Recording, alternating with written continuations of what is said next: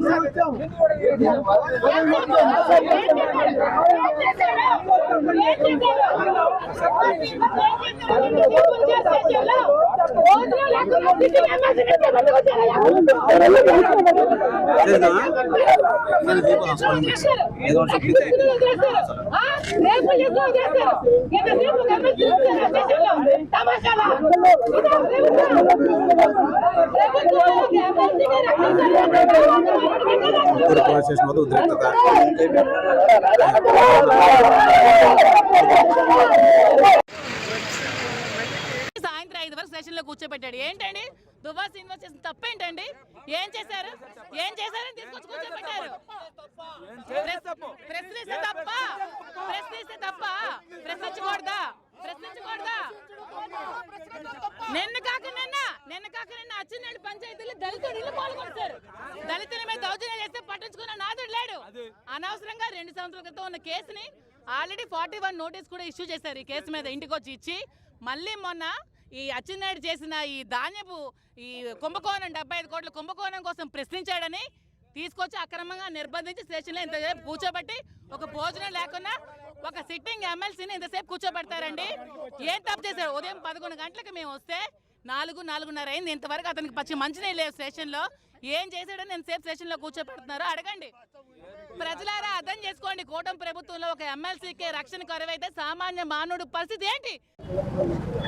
కొత్తూరులో high drama నడుస్తుంది. ఉదయం నుంచి కూడా దువ్వాడ శ్రీనివాస్ కి కొత్తూరు సర్కిల్ ఇన్స్పెక్టర్ కార్యాలయం దగ్గర విచారణ చేస్తున్నారు. మరోవైపు ఆయన్ని విడిచిపెట్టాలి. సుమారు 6 గంటలు కూడా గడుస్తుంది. ఆయన వెంటనే విడిచిపెట్టాలని చెప్పేసి మాధవి గారు ఇప్పటికే ధర్నాలు నిర్వహిస్తున్న పరిస్థితి. ఖచ్చితంగా ఎటువంటి తప్పు చేయలేదు, వెంటనే విడిచిపెట్టాలని కూడా ఆమె చెప్తున్న పరిస్థితి. మనం ఉదయం నుంచి చూస్తున్నారు. ఏం చెప్తున్నారు? మిమ్మల్ని కూడా అరెస్ట్ చేసి లోన తీసుకెళ్లారు.